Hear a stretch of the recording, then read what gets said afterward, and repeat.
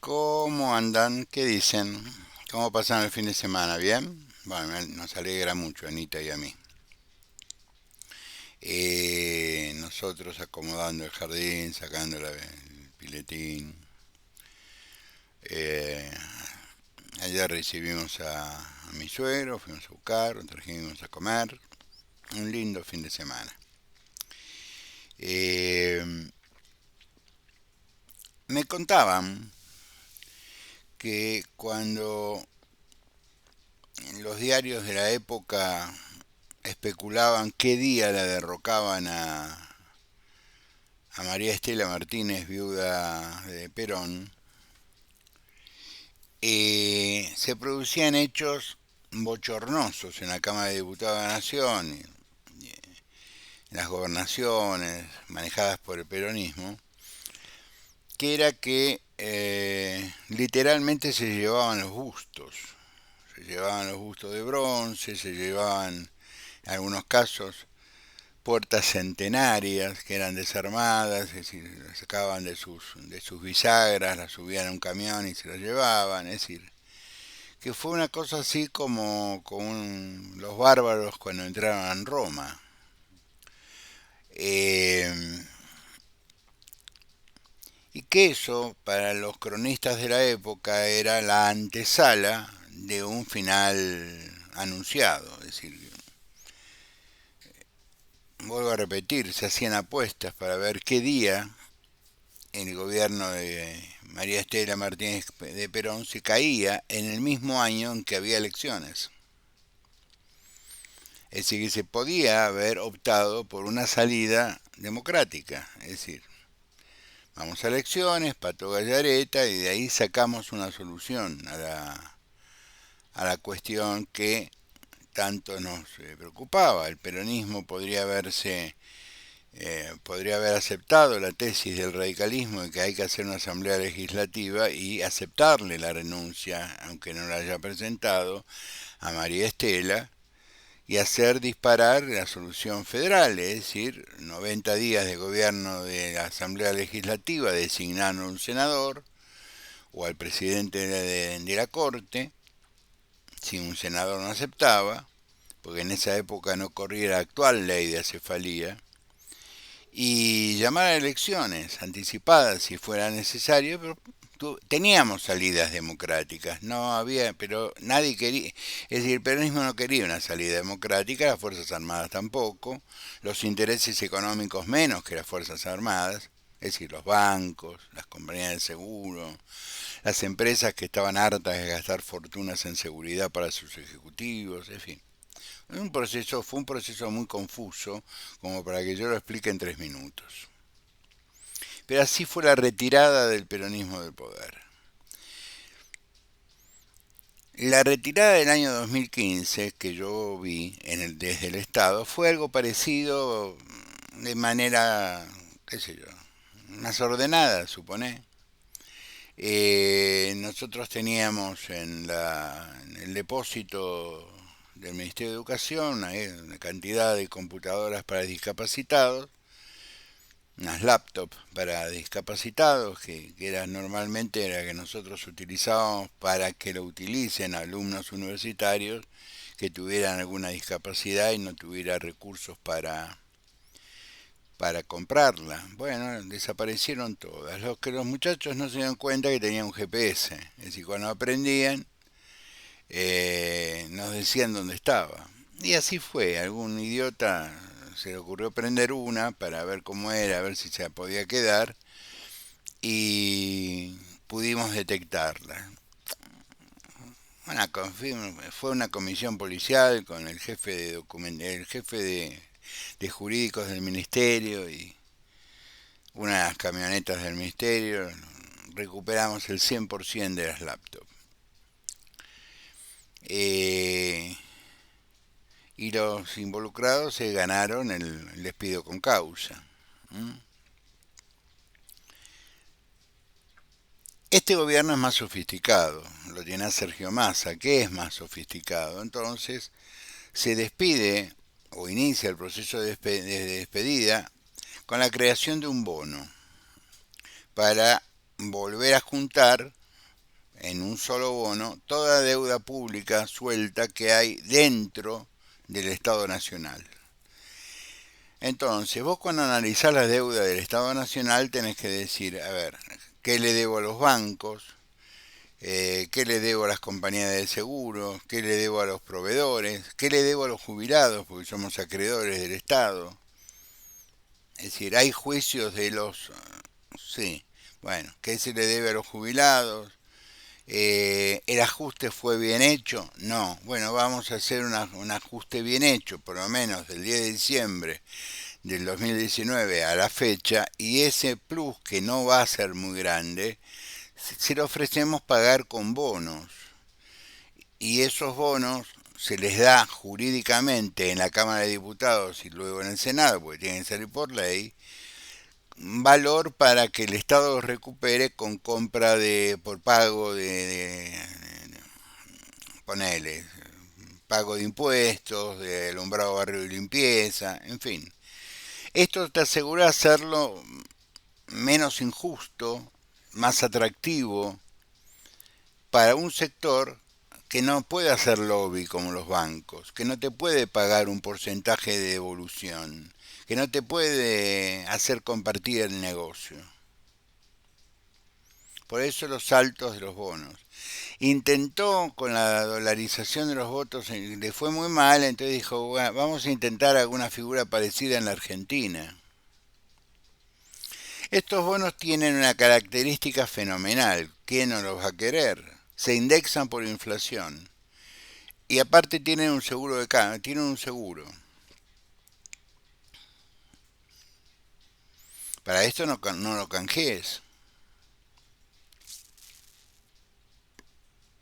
porque lo que le tirás al próximo gobierno es un solo bono, donde entran las LELIC, van a entrar todo, bueno, van a meter todo en esa bolsa, va a aparecer deuda cero, pero un endeudamiento interno de 200, 300, 400 mil millones de pesos, que el próximo gobierno va a tener que aceptar con las indexaciones del caso, etcétera, etcétera, etcétera, sin capacidad para impedirlo, salvo que en la actual legislatura nacional y la Cámara de Diputados y la Cámara de Senadores logremos construir un escudo para impedir su sanción o para generar modificaciones muy directas. Por ejemplo, si está indexado no hay seguro.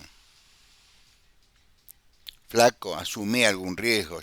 Cuando uno compra un bono, asume un riesgo.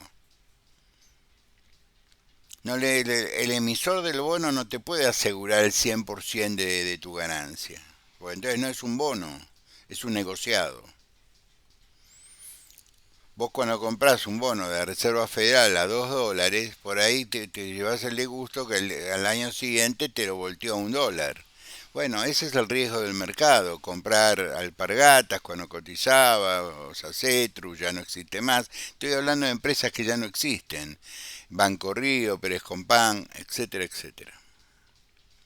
Era el riesgo bursátil. Bueno, Massa va a terminar su mandato sin dándole a los bancos, que evidentemente los bancos son generosos con aquellos que son generosos con ellos. En la vida financiera, cuando vos resolvés un problema, se te reconoce un porcentaje. No estoy diciendo nada que no sea cierto. Tampoco estoy diciendo que Massa lo cobre. Simplemente estoy diciendo lo que ocurre normalmente en el mundo financiero. No se olviden que aunque hace muchos años yo de ahí vengo. Muy bien. Dólar 3.72, bajó un poquito, riesgo país 2070, no refleja una gran alegría por este proyecto, pero está ahí. Midieron la inflación de la Ciudad Autónoma de Buenos Aires, como se mide la inflación de todo, porque cada provincia tiene un instituto propio de medición de inflación. La inflación de Buenos Aires para el mes pasado fue el 6%. lo que eleva la inflación medida punto a punto, mes a mes, en un año en 103%. Es decir, vivir en Cava es más caro que vivir en Jujuy, no hay ninguna duda. Ahora, la pregunta que hay que hacerse es si los servicios que te da Cava son los mismos servicios que te puede dar Jujuy. Por ahí me decís que sí. Y bueno, sí, acá no hay subte, por ejemplo. Pero a la vez no nos cortan las calles. Es decir, una de cal, una de arena. Esto es más bucólico. Es una capital de provincia que duerme la siesta, que descansa, que se relaja. ¿Mm? Rosario es Sinaloa, lo vengo diciendo hace mucho, y no lo digo para hacer una comparación violenta contra un gobierno que no es de mi palo. Yo creo que el gobierno de Perotti no es del palo de nadie, ni siquiera del peronismo. Pero en una pelea por zonas de venta, porque de eso se trata, en una balacera, mataron a un chico de 12 años. Hay dos versiones, que el chico de 12 años, pobrecito, santo mío, eh, era absolutamente, estaba ahí de manera inoportuna, tuvo la mala suerte de estar ahí. Hay otra versión más cabra que dice que era un soldadito. Yo prefiero despedirlo con la primera versión, que estaba en el lugar equivocado en el momento inoportuno. Pero la familia del muerto, de la criatura muerta, sabe quién lo mató porque fueron a incendiarle la casa. Es decir, ellos saben quién quiénes son los nombres y apellidos de los que se matan. La policía no lo logra saber. Entonces preguntarle al barrio. Si vos no te podés hacer inteligencia interna porque tu preocupación es con quién se acuesta Amalia Granata, preguntá, mandá un tipo piola que vaya a los barrios y un rosarino en lo posible. Che, ¿cómo está la cosa acá? ¿Quién contra quién? Le tirás unos mangos y te cuentan todo. Sobre todo si le preguntás a las señoras, que también tienen algún involucramiento en esta circunstancia. Pues yo soy ama de casa y en la cocina de mi casa ahí están armando paquetitos con papel metálico. Yo estoy en condiciones de decir basta. Pero ¿a quién le voy a decir basta? Si mi familia trabaja para un señor que si molesto mucho me llena el cuerpo de balas. ¿Se dan cuenta qué es la ausencia del Estado o la complicidad del Estado? Que es lo más grave. Muy bien. Nadie sabe qué hacer con Rosario, entonces aparecen las ideas de Bukele, sale Milani, que tiene que explicar un montón de cosas ante la justicia, sobre todo el tema Nisman, según la información que yo manejo. Dice, hay que aplicar la tesis de Bukele. Bukele metió 60.000 tipos en la cárcel, en algunos casos portadores de tatuajes, y yo no los defiendo. A mí me parece una cretinada y un acto de absoluta hipocresía. El Consejo de la Asociación de Derechos Humanos, no sé qué, de, de la OEA, quejándose de que a estos malandras le sacan los zapatos, dejan en calzoncillos con unos pantaloncitos largos, los pelan y los meten en jaulas. Son malandras, son tipos que extorsionaban a la gente de trabajo, en fin, muy bien. Problema de hace 30 años, según Bukele, bueno, fantástica. Es un certificado de la derrota del Estado salvadoreño en los últimos 30 años. El problema de los maras se trasladó a otros lugares de Centroamérica, inclusive a Nueva York. Lo que pasa es que vos en Nueva York te pasás de rosca y te meten 40 años. Entre paréntesis, los 5 argentinos que fueron asesinados por un terrorista ¿Se acuerdan que se lo llevó puesto con un camión? Estaban esperando en estas horas la sentencia, que va a ser una sentencia de muerte. Yo supongo que ya estará publicado, después de este programa lo veré, los fundamentos de la sentencia que convierten a la vicepresidenta en condenada a 6 años de prisión. Con la apelación ante casación, con algún viso de éxito, porque un juez de cámara, más los fiscales, sostuvieron la verosimilitud de la figura de asociación ilícita. Es decir, te dejamos una puerta abierta a ver qué haces con esa puerta. Ahora, si te la cerrás en los dedos, si argumentás mal, si no convences a casación de que puede existir una figura posterior a la construcción de la ley de ministerios, es decir, la aplicación de la ley de ministerios, puede haber una figura que sea ilícita, como la asociación, creada ad hoc para cometer delitos, porque reconozcamos que en todos los juicios contra la familia Kirchner te dicen todos, las víctimas y los victimarios, repitieron el accionar de la Intendencia de Río Gallegos y luego de la provincia de Santa Cruz. Es decir, hay antecedentes de que esta banda tenía estas conductas.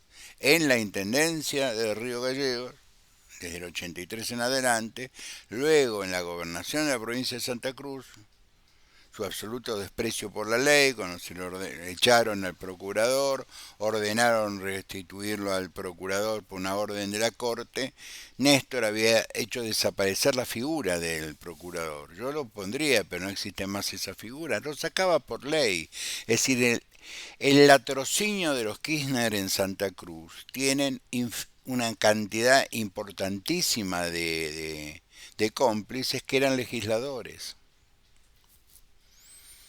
Nadie delinque del Estado sin la complicidad de alguien. Básicamente en Santa Cruz fueron los legisladores. Hablando de delinquir, Kicillof, porque hubo un corte de luz, hoy abrió las sesiones ordinarias. Como él no quería problemas como los que tuvieron con Ritondo, con Iglesias, etcétera, etcétera, iba a hacer un discurso absolutamente amañado, absurdo. No dejó entrar la oposición. Es decir, desde el punto de vista del derecho de la provincia de Buenos Aires y su constitución, esta asamblea es nula. Pero yo estoy jubilado, a mí no me pagan por dar consejos. Estoy en el camino del capitalismo más ramplón.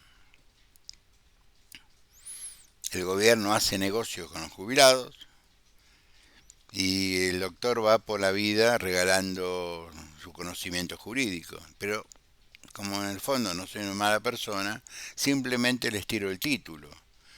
Si la oposición no participó, porque no la dejaron, no participó de la Asamblea Legislativa, esta es nula de nulidad absoluta. ¿Mm? Pero bueno, esto es un plus, una cosa. Lo de Kicillof es un papelón. ¿Mm? Pero es el candidato a la reelección. Es decir, el kirchnerismo le pone todas las fichas al Kisi para tratar desesperadamente de retener la provincia de Buenos Aires. Entonces, ya sabemos las condiciones del adversario. Esto no es una mala noticia. Es una buena noticia.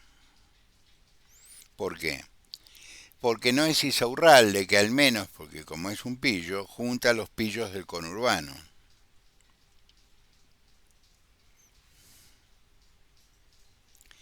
La experiencia que han tenido con Kicillof no es buena, administrativamente hablando.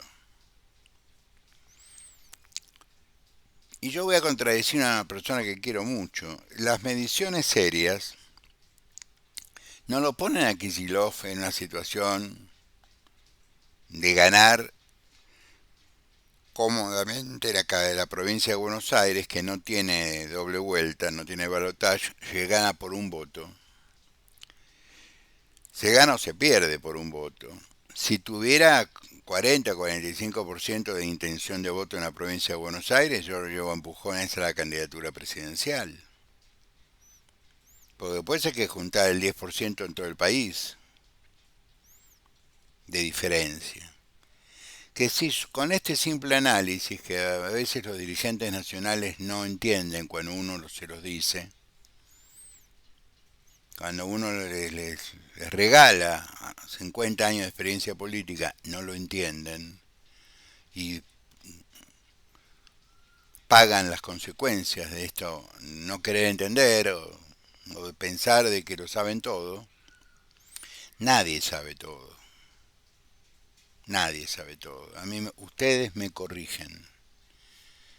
Hoy alguien me hizo un comentario que aquella frase de Cristina Fernández era un fake. Entonces yo busqué y retuiteé la misma frase. Dijo, me han informado que esto es un fake. Y hice un comentario, si no decís la verdad, no te asustes perder la credibilidad, que es lo que le pasa al periodismo argentino. No dice la verdad, por eso, según mediciones de un grupo de amigos míos que trabajan en este mundo, de las preguntas, sociólogos, en el universo de 8.000 personas no solo hacen preguntas de carácter político, hacen preguntas de carácter institucional. ¿Qué opinan de la Corte? ¿Qué opinan del Poder Legislativo? ¿Qué opinan de los poderes de sus provincias? ¿Qué opinan del periodismo en general? La opinión del periodismo en general realmente es muy mala. Se destacan los periodistas de espectáculos, los Polinos, las Calabró, no mucho más. Yo no quiero herir a nadie, pero ni Vivi Canosa, ni Rossi, con Jonathan Viale hay una contradicción. Hay gente que le da confiabilidad a Jonathan Viale. Se olvidan del padre, cosas que me parece justo. Pero los Rossi, los Majul, sí, la nación más en general para el sector A, AB1, es decir, para los sectores que tienen televisión por cable, etcétera, etcétera, etcétera. No es todo el país. El nivel de credibilidad de esos personajes, de las Vivianas Canosas, de Ángel Echecopar, etcétera, etcétera, reptan. Para mí esto es una buena noticia, porque quiere decir que estos muchachos y chicas influyen a un grupete de tuiteros, no influyen a la sociedad que está libre del pajarito azul y que se dedica a sus diarias tareas. Que sí, en términos generales, por eso mandé ese tweet, porque si es fake, es fake. Entonces la persona que me lo decía fue uno de ustedes.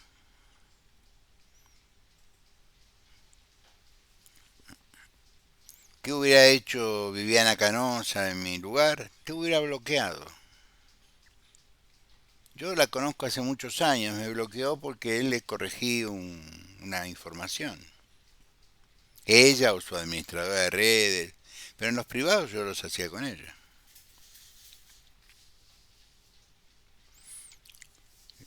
Como verán, a mí no se me movió un pelo, pero digo, atenta contra la credibilidad de un periodista que no se equivoca nunca. Si vos decís, esto, mira, me hicieron comer la curva, como se dice ahora. Esto no es verdad. Eh, Cosa que en el fondo me alegra, porque hubiera sido gravísimo.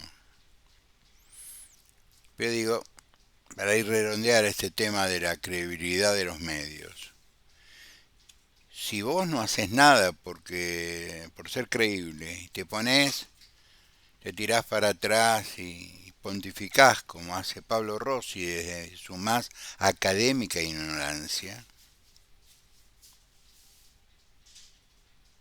porque a poco de escucharlo te das cuenta que es un operador, más bien berreta. No, que no se enoje, es un operador berreta. ¿Por qué es un operador berreta? Porque la sociedad se dio cuenta que es un operador. Como decía el gran Jacobo Timerman, si se nota, no sirve. Es decir, la inteligencia, diría, la eficacia de una operación periodística es que nadie se dé cuenta. Cuando la gente se da cuenta en masa, flaco. Yo esto es una cosa que se le digo a las autoridades de la Nación Más, a la familia Mitre, Esmeralda, etcétera, etcétera. Con esta gente no salen de 2 puntos, ¿eh? Aparte siempre lleva, como ellos son freelance en el fondo, llevan a los mismos personajes que seguramente son generosos en la pauta, no sé, salvo que haya una cuestión ideológica. Yo soy esto, ahora antes era albertista, ahora juego para Milei, porque soy políticamente tan inconsistente como profesionalmente. Entonces, como postulé a Alberto Fernández, es decir, después de cuando lo ungieron candidato, y lo definía como un estadista, antes de asumir, recuerden a Feynman, que lo llamaba señor presidente, hay que tener memoria. Muy bien, para mí es una buena noticia que la sociedad, la grande, no les preste atención. A lo mejor por falta de medios, eso es lamentable, pero no les presta atención porque la medición, aún la de Ibope, que es muy generosa con las empresas televisivas y la televisión por cable, no, no perfora. Jorge Lanata, que alguna vez fue Pulitzer, es decir, tenía credibilidad de Pulitzer, de John William, de William Hearst, eh, salió a una buena a decir yo no lo voto a la reta, porque la reta me mintió, cosa que eso es objetivamente cierto. Y por otro lado, darle aire a Milei. Todo el mundo se ha hecho de ultraderecha. Y Jorge, yo ideológicamente siempre lo ubiqué en el centro izquierda. Pero, a lo mejor, a mí, yo vengo de un lugar de la sociedad donde debería ser del PRO. Y soy radical, aunque los radicales no quieren que lo sea.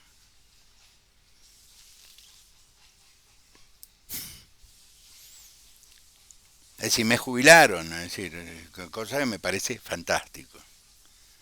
Pero lo que puedo llegar a significar, mucho o poco, dentro de la vida de mi partido, sigue intacta. ¿Sí? Por lo tanto, eso, no votaré en la interna.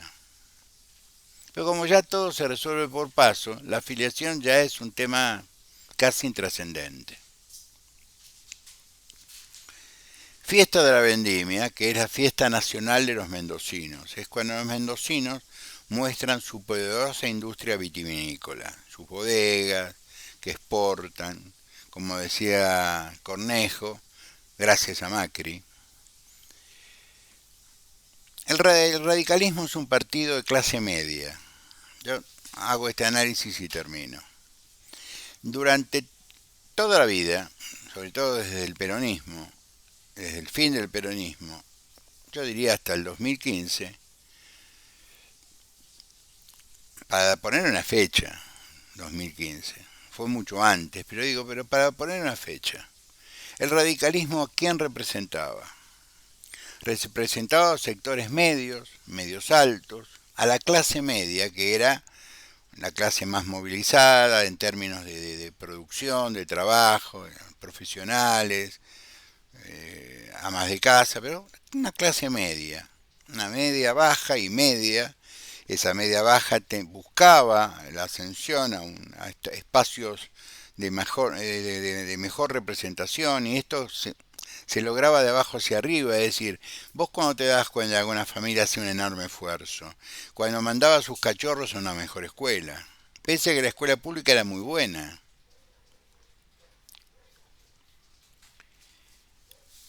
era. Hoy, señoras que trabajan por horas en casas hacen esfuerzos fenomenales por mandar a sus hijos a escuelas parroquiales que están subvencionadas por el Estado, porque no caen en los Baradeles de la vida, porque en todas provincias hay un Baradel. Casualmente menos en Mendoza, Jujuy y Corrientes. Entonces, esa transmisión de representación de la clase media argentina, el radicalismo la empezó a compartir con el PRO. Y el PRO fue desplazando en muchos lugares, más que nada por nuestras propias contradicciones como radicales, que por las grandes definiciones de los amigos del PRO. El PRO jugaban con Lionel. Ahora todo el mundo está feliz por un campeonato del mundo. Esta madrugada, Puma 7 le ganó a Francia la final en Vancouver, y es el cuarto campeonato mundial al hilo, porque los mundiales en Seven se juegan cada 3 meses. Son torneos. Y han ganado 4 de 3, una cosa así. Muy bien. Perdón, 3 de 4. Entonces, nosotros compartimos la representación de los sectores medios de la sociedad con el PRO. Con el PRO, que tiene figuras destacadas. Pero la territorialidad del radicalismo no la ha perdido. Ayer se votó entre Leu. Hoy el Beto Valdés hizo una editorial en Mendoza Online como si se hubiera votado. Yo tengo el defecto de haber sido apoderado, de ver la elección desde adentro de la elección, no desde afuera. A mí el resultado nunca me importó demasiado. Lo que siempre me importó, y a ustedes les recomiendo que hagan lo mismo, es cómo se llegó a ese resultado. El resultado es importante. Es como un partido de rugby o de fútbol. Ganamos, como diría Bilardo, pisando al adversario, pero ganamos. ¿Eso te asegura que el próximo partido lo ganés? Ahora, si ganaste jugando lindo, con habilidad, con espíritu de equipo, etcétera, etcétera. Yo no entiendo nada de fútbol, pero mirando el seleccionado de Scaloni me daba la sensación que era un equipo que le podía ganar a cualquiera. Por el desplazamiento casi artístico de sus jugadores. Muy bien. Ayer se votó entre Leu, se votó la ciudad, se votó algo más. Ganó el PRO por el 57% sobre el 43% que en las pasos de Juntos. 57 a 43, es decir, ganó un radical en el PRO, le ganó a un radical en el radicalismo. Pero ganó el PRO. Entonces yo la pregunta que me hice, ¿57 de cuánto? Y con mucha preocupación vi que votó el 40% del padrón habilitado para votar. Es decir, sacaron el 20%. Eh, ¿Entienden cuál es mi análisis? 40%, votó el 40% del padrón. De ese 40%, vamos a redondear, el 60% lo votó al PRO. Entonces, el 24%, ponerle el 30% del padrón general. Nunca se vota al 100%. Pero el 60% del padrón habilitado para votar, ponerle que el promedio en esa provincia sea 80% de la gente que vota, según las últimas elecciones que yo me fijé, 78, 81, las últimas tres elecciones, votó la mitad. Y a mí lo que me preocupa no es que haya votado la mitad y que no haya ganado el radicalismo. A mí me alegra que haya ganado uno de los dos, porque para mí somos una linterna de algo mayor. Lo que me preocupa es que tenemos el mismo fenómeno de La Pampa, donde ganó el radicalismo, donde votó el 40% del padrón. Entonces acá hay dos lecturas. Una general, que es a la gente no le interesa, cosa que es un error, pensarlo así y que no le interese, y la lectura técnica que yo estoy obligado a hacer, que las internas en las pasos de Juntos por el Cambio no puede participar el peronismo afiliado. Y en las provincias donde gobierna el peronismo, si vos no te afiliás no tenés trabajo. Por lo tanto, tengo que suponer que gran parte del 60% que no votó, votaría el peronismo. O es un voto peronista. Ese es el análisis que yo hago. A lo mejor es muy técnico, pero piénsenlo. Es decir, la interna del PRO y de la UCR está circunscripta a los afiliados. Votaron, ganó por 2.400 votos. No quiero ofenderlos, pero yo junto a mí esa cantidad de gente en la provincia de Buenos Aires y encima me traen regalos para mi cumpleaños. En la provincia de Buenos Aires es un número inexistente. Muy bien, pero no es la provincia de Buenos Aires. Es decir, el sur, la, la Pampa, que es el límite norte del sur, y Trelew, a mí me dan como lectura es que el peronismo sigue teniendo una fuerza importante, porque institucionalmente no pudieron votar porque figuran en otro padrón. ¿Entienden?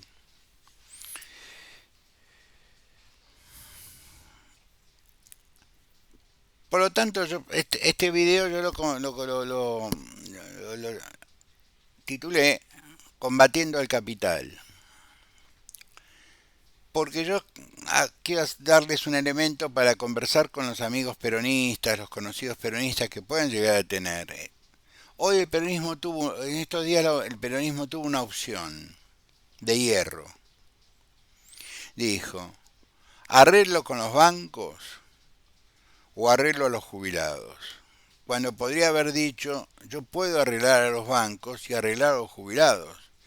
Porque el banco, vos le ofreces, mira, yo te voy a indexar. Olvídate del seguro. El seguro es la coima, pero no importa. Yo te voy a indexar. Vamos a generar el mismo nivel de indexación que tienen los ajustes de los jubilados y pensionados del sistema de previsión social de la nación. Eso te asegura, igualdad ante la ley, y te asegura que en la Cámara de Diputados y de Senadores no haya mucho espacio para oponerse. Pero no, ellos están por el negocio corto, para que haya una semana de alza de bonos, de joda. Y después a discutir a la legislatura, y ahí tenemos que estar muy atentos. Porque el tipo que no es peronista, que nos diga, bueno, esto es una solución para el futuro gobierno, nos está mintiendo. Porque están duplicando el endeudamiento en términos de perspectiva financiera. Porque si vos decís, yo tengo una perspectiva inflacionaria del 2%, indexá lo que quieras. Pero la perspectiva inflacionaria para este año pasa a los 3 dígitos. Los diarios especializados dijeron que el trimestre que corresponde a actualización a los jubilados, la inflación fue del 21%. A los jubilados creo que nos están ajustando el 17%. Nos roban 3. Son 4 ajustes anuales, ponerle que sean, nos roban no menos del 12%, es decir, nos dejan de pagar con una fórmula que es una fórmula bastante discutible jurídicamente. Y ya la discutiremos cuando tengamos jueces federales contencioso administrativo confiables. Yo tengo colegas que han presentado notas para agotar la vía administrativa en el ANSES hace 6 meses y tiene 3 contra pronto despacho y el ANSES no le contesta. Y la vía administrativa está abierta. Bien. Vendimia. Y con esto termino. Una fiesta magnífica, donde Mendoza muestra todo su potencial, quería decir. Jujuy ahí dijo, nos hemos convertido en una provincia vitivinícola. Es verdad, acá están haciendo vino de altura. Al vino en general, a la vid, la planta, hay gente que sabe más de esto que yo, una planta es madura dentro de 20, 25 años, 30 años. Ustedes se acuerdan del Borgoña, bueno, los de mi edad. No existe más el Borgoña. El Borgoña se mezcló con otra cepa y hoy es el famoso Malbec. Es decir, no es que se mezclaron en la cuba, se mezclaron en la planta. Hicieron trabajo de injerto, fue todo un laburo. Entonces la pregunta que yo me hago es esta. Jujuy va potencialmente a ser una provincia productora de vino. Y eso es un elemento importante. La colecta de vino necesita mano de obra, más o menos intensiva, etcétera, etcétera. Este año aporta a la provincia 3.000 millones de dólares de exportación de sal de litio. Es una gota en el océano, pero es una gota. Hubo una foto de familia con el radicalismo, o parte de él, y Patricia Bullrich. En esa foto de familia aparentemente faltó el presidente del radicalismo.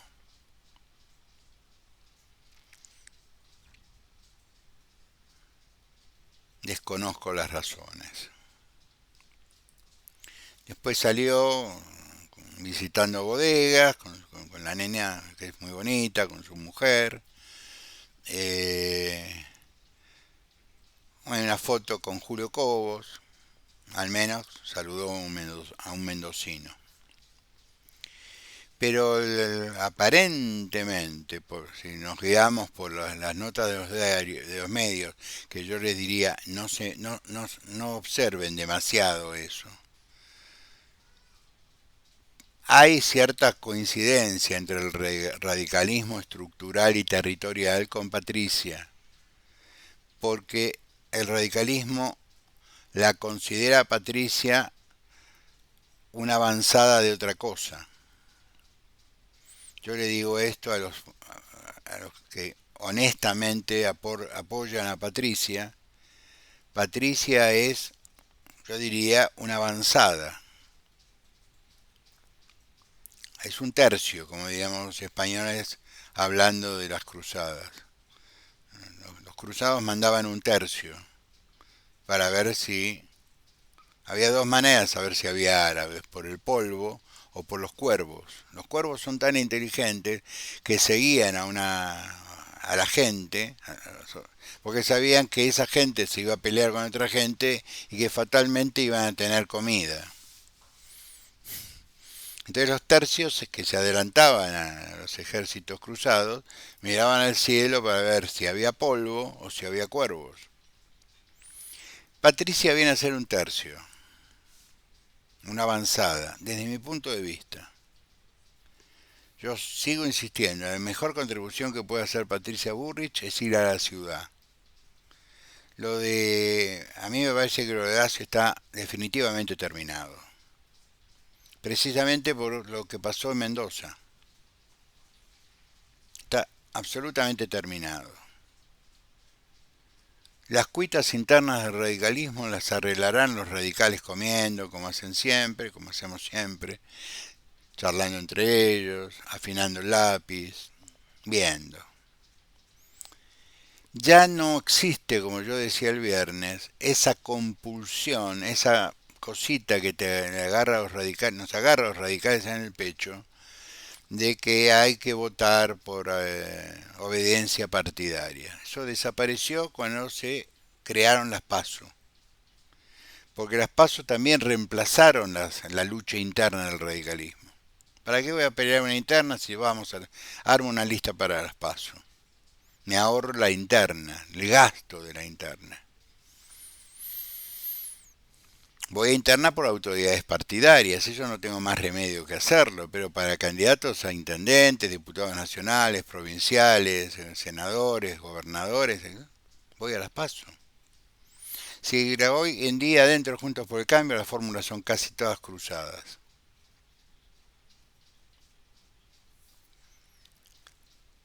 Yo le prestaría atención a las vendimias por las consecuencias políticas que en mediano plazo va a traer.